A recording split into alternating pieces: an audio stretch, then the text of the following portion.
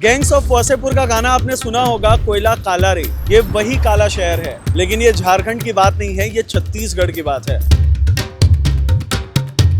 पूरा यार धूल, पूरा कोयला ही है ये पूरा कार्बन। कैसे जी रहे हो यार आप लोग? कोयले के गाड़ी दिन दहाड़े आता है, यहाँ नो एंट्री के बाद भी घुसता है इसमें गाड़ी। अभी देख लो गाड़ी जा ही रही है। सफाई बस फॉर्मेलिटी करते, कचरा उचरा उठा कर रात को ले जाते हैं, बाकी कोई साफ नहीं करता, डस्ट रहता ही है। छत्तीसगढ़ का एक ऐसा शहर जो कोयला प्रोडक्शन के मामले में पूरी दुनिया में नंबर 1 पे आ रहा है, लेकिन हवा पानी के प्रदूषण के मामले में दिल्ली जैसे शहर को भी मात दे रहा है।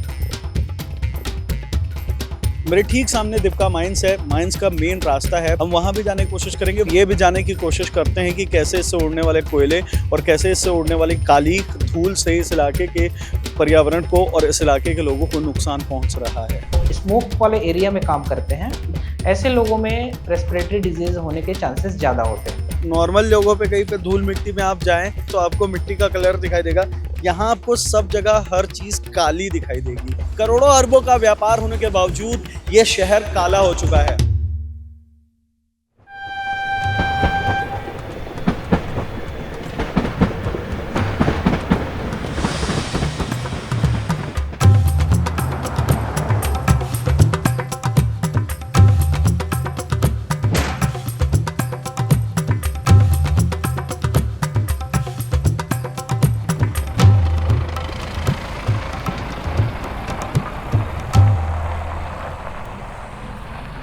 मेरे पीछे कोयले से लदा ट्रेन है, कोयले से लदे ट्रक्स हैं, कोयले का भंडार है और उसके पीछे है वो कोल वॉशरी, जहां उस कोयले को धोया जाता है, जिससे काला पानी निकलता है, जिसने इस पूरे शहर को, इस पूरे इलाके को काला करके रखा है।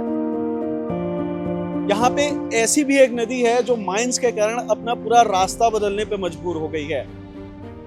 जैसे आप यहाँ पे देख सकते हैं, रोड पे लोगों को इतना, यहाँ की जमीन ही काली दिखाई देती है। अगर नॉर्मल लोगों पे कहीं पे धूल मिट्टी में आप जाएं तो आपको मिट्टी का कलर दिखाई देगा, यहाँ आपको सब जगह हर चीज काली दिखाई देगी।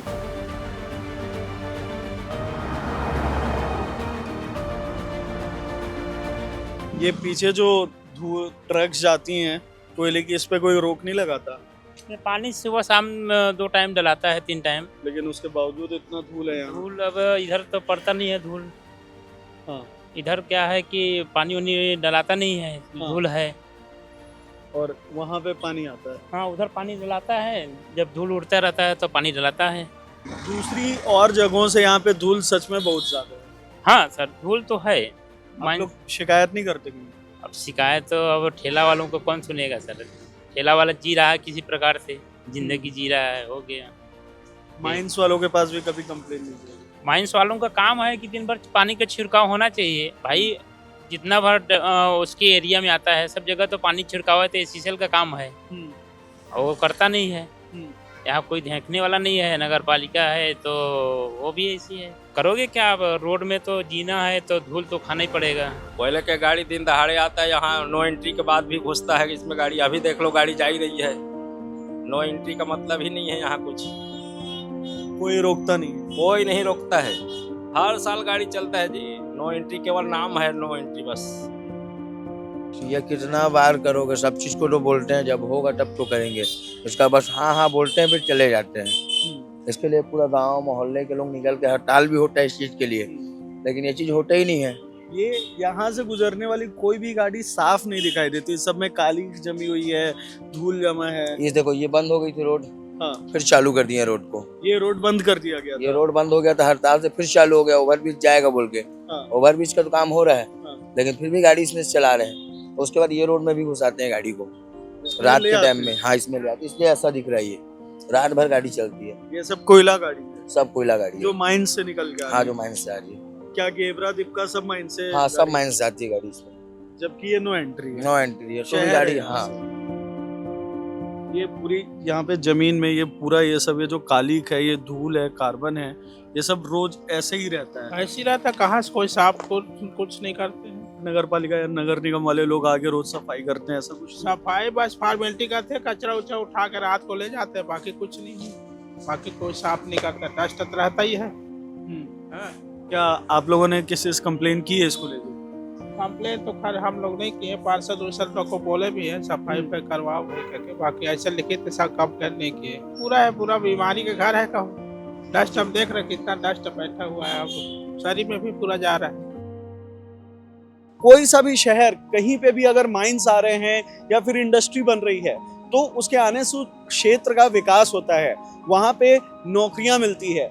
लेकिन कोई भी कंपनी, कोई भी इंडस्ट्री आपको नौकरी दे सकती है, आपको पैसा दे सकती है, आपके जमीन का मुआवजा दे सकती है, लेकिन साफ हवा, साफ पानी और इस तरह के प्रदूषण से जिसमें इस इलाके के लोग रहने को मजबूर है, ये पूरी जमीन काली हो चुकी है। यहाँ पे जितने पेड़ पौधे हैं वो सब काले हो चुके हैं।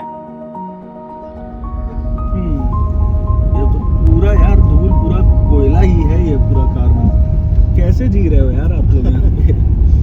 मैं 83-84 से हूँ, इस समय सब कुछ नहीं। हाँ जंगल वही ना, बस अब यहाँ के लोगों की मजबूरी भी हो गई है क्योंकि नौकरी भी है, पैसा भी नौकरी भी इसी से मिल रहा है, सब रोजगार भी। बस वही है, देख रहे हैं। बस सुबह आपको यहाँ जाने के लिए रास्ता नहीं मिलता, पूरा ब्लॉक रहता है। जब तक गाड़ियाँ खदान में एंट्री नहीं मार लेती आपको ये रास्ता खाली है।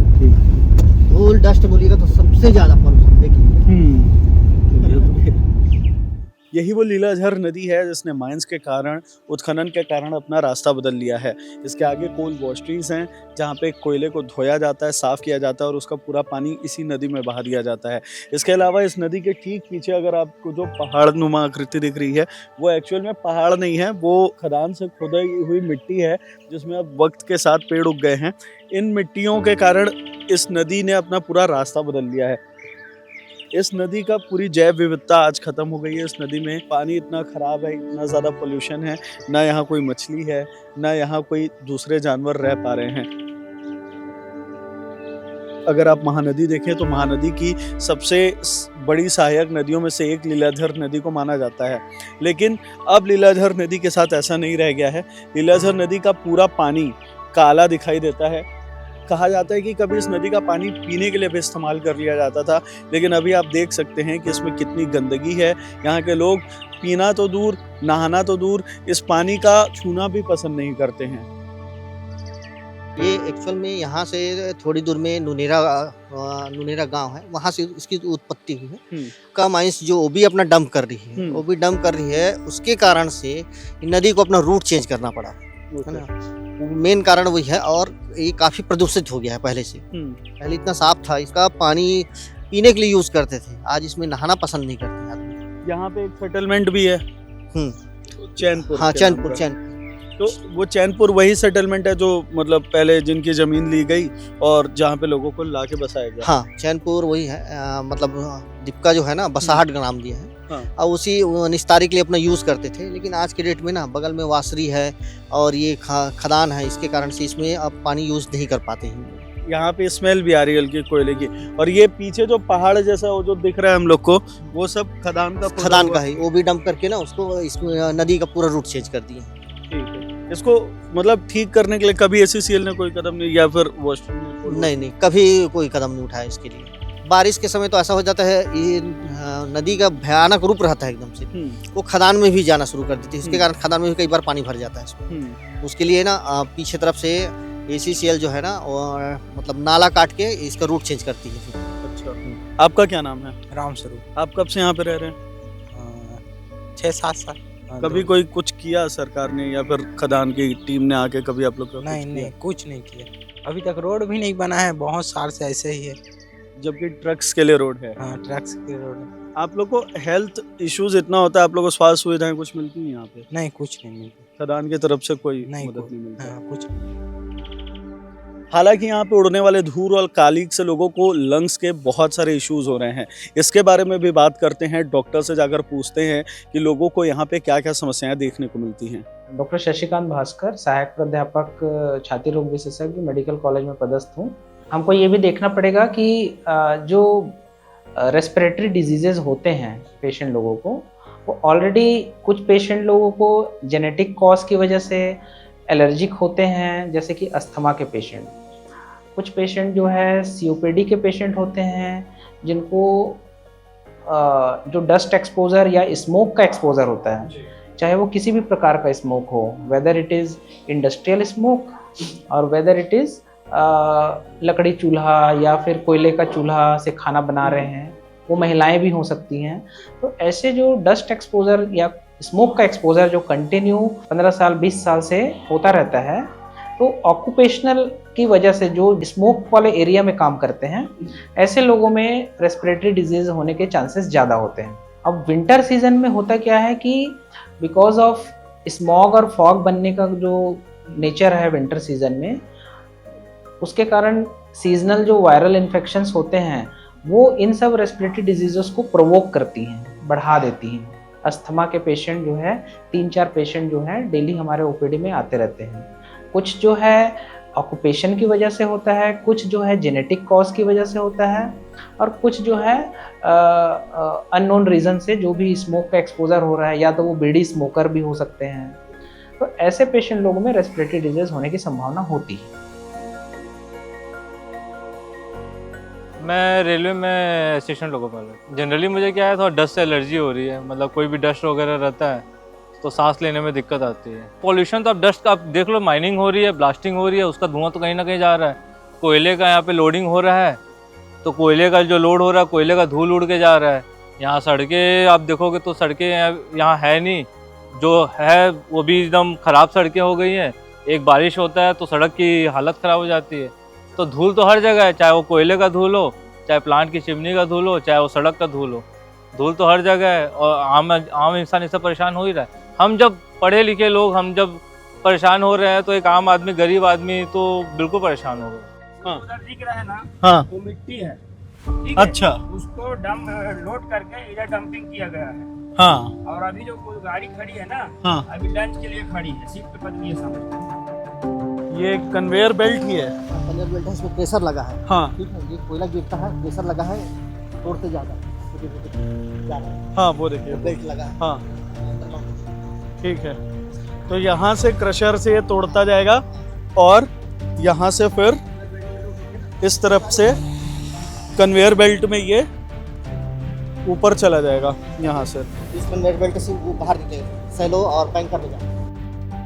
मेरे ठीक सामने दीपका माइंस है। माइंस का मेन रास्ता है, माइंस यहाँ से करीब 2-3 किलोमीटर अंदर है, लेकिन यहीं से ट्रक की आवाजाही होती है। ये इस इलाके का, या कहें कि भारत का दूसरा सबसे ज़्यादा कोयला प्रोडक्शन करने वाली माइन है। हम वहाँ भी जाने की कोशिश करेंगे, ये भी जानने की कोशिश करते हैं कि कैसे इससे उड़ने वाले कोयले और कैसे इससे उड़ने वाली काली धूल से इस इलाके के पर्यावरण को और इस इलाके के लोगों को नुकसान पहुँच रहा है।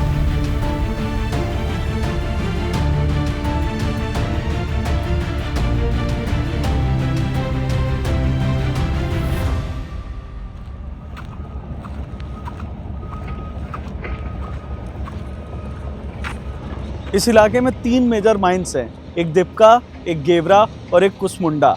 इन तीनों माइंस के कारण इस इलाके में इतना पोल्यूशन होता है, इतना धूल उठता है, कोयले की काली राख चारों ओर फैल जाती है। मेरे ठीक पीछे दीपका माइंस है, जो सबसे बड़ा कारण है इस इलाके में होने वाले पोल्यूशन का, इस इलाके में लोगों के स्वास्थ्य पर पड़ने वाले बुरे असर का, जिसके कारण यहाँ के लोग परेशान हैं, जिसके कारण यहाँ की पूरी डाइवर्सिटी खराब हो रही है। इतना दिख रहा है ना, ब्लैक ब्लैक सब, हाँ, ये सब कोयला है। जो नीचे डाउन वो जो ट्रक वाले लोग वहाँ तक जो हैं, हाँ हाँ, वो वो सब पूरा पूरा कोयला कोयला है। है। हाँ, पूरा कोयला है। अगर मेरे राइट हैंड साइड पे देखो तो ये एक विलेज है, इसका नाम है हरदी बाजार। माइन से ठीक लगा हुआ है, 50 मीटर का अंतर है जहाँ पे इतनी बड़ी माइन और ये विलेज है। बताया जा रहा है कि आने वाले टाइम में इसकी मैपिंग हो गई है और कुछ ही महीनों में, साल भर में ये भी गांव को तोड़ दिया जाएगा और यहाँ भी खनन शुरू कर दिया जाएगा। गांव से ज़मीन प्लेन की जाती है, ज़मीन प्लेन होने के बाद शुरुआती स्तर पे मिट्टी हटाने की शुरुआत होती है। अगर आप जूम करें यहाँ पे देखें तो ये सफ़ेद बोरी जो भरी हुई है मिट्टी के बीच में, ये बारूद है। इसमें धमाका किया जाता है और ऊपर की मिट्टी या फिर पत्थर के सख्त लेयर को तोड़ा जाता है। उसके बाद उसमें खनन शुरू होता है। अगर वहाँ पे देखें तो जो बड़े बड़े क्रेन्स लगे हुए हैं वो पहले मिट्टियों को हटाते हैं और बड़े बड़े ट्रक्स के ज़रिए उन मिट्टियों को यहाँ से हटा के दूसरी तरफ पाटा जाता है। अगर एकदम दूर पे देखें आप तो वो जो बड़े बड़े पहाड़ टाइप दिख रहे हैं वो यहाँ से निकली हुई मिट्टी है। एक बार जब खनन हो जाता है तो शुरुआती स्तर की मिट्टी हट जाती है, फिर उस वाले स्तर पे आते हैं हम लोग। वो जो नीचे पत्थर काटा जा रहा है, पत्थर तोड़ा जा रहा है, पहले मिट्टी हटाई गई, फिर नीचे का पत्थर हटाया गया। पत्थर हटाते हटाते हटाते हटाते हम डीप डाइव करते वहाँ तक पहुँच जाते हैं जहाँ तक कोयला होता है। सबसे नीचे वो काला वाला एरिया, वो पूरी की पूरी कोयले की चट्टानें हैं, कोयला है। उस पर कई तरह की मशीनें चलाई जाती है। एक ऐसा भी मशीन होता है जिसके नीचे पूरी ब्लेड लगी हुई होती है। अगर वो कोयले की सतह पे चलती है तो कोयले को ऑटोमेटिकली वो काटता जाता है। फिर क्रेन के ज़रिए उन्हें बड़े बड़े ट्रक्स में भरा जाता है। ऐसे ट्रक जिसे हमने टीवियों पे देखा है, जिनके चक्कों का साइज़ 2 इंसान 3 इंसान के, मतलब 20 फुट 30 फुट ऊँचे उसके सिर्फ चक्के होते हैं, उतने बड़े बड़े वो ट्रक्स होते हैं। फिर वहाँ से ट्रक्स से उन कोयलों को रैक्स में डाला जाता है। उन रैक के ज़रिए वो कोयले खदान के ऊपर लाए जाते हैं और फिर वहाँ से वो ट्रकों के ज़रिए या ट्रेन के ज़रिए पावर प्लांट्स तक भेज दिए जाते हैं। यहाँ पे ये वाला माइन कितने सालों से चल रहा है? साल से 96 से शुरू हो गया ये। 96 से शुरू हो गया ये वाला। तो यहीं पे ही हो रहा था या और उधर पीछे पीछे बहुत हो रहा था? नहीं, ये लमसम 25 किलोमीटर के एरिया राउंड अप। अच्छा, ऐसा पूरा 25 किलोमीटर तक फैला हुआ है? पूरा 25 किलोमीटर से ज़्यादा ही फैला है। वो जो रोड दिख रही है वो सब वैसे ही? हाँ, सब वैसी है। सब जगह पे यही काम हो रहा है? सब जगह ही काम। यहाँ पे क्या हालात कैसे हैं अब आपको अलग से बताने की तो ज़रूरत नहीं है। आप पीछे देख सकते हैं, धूल का गुब्बार, कोयले का गुब्बार, कार्बन, हर तरफ यही नज़ारा है। कोरबा शहर में लोगों की इस कंडीशन को देखकर आप क्या सोचते हैं, हमें कमेंट बॉक्स में ज़रूर बताइएगा। इस वीडियो को मेरे साथ रिकॉर्ड करने आए थे हमारे साथी जेरी। इस वीडियो को देखकर आपको क्या लगा, हमें कमेंट बॉक्स में ज़रूर बताएं। इस वीडियो को अच्छा लगा तो इसे लाइक करें, शेयर करें और हमारे चैनल खबरगांव को ज़रूर सब्सक्राइब करें। धन्यवाद।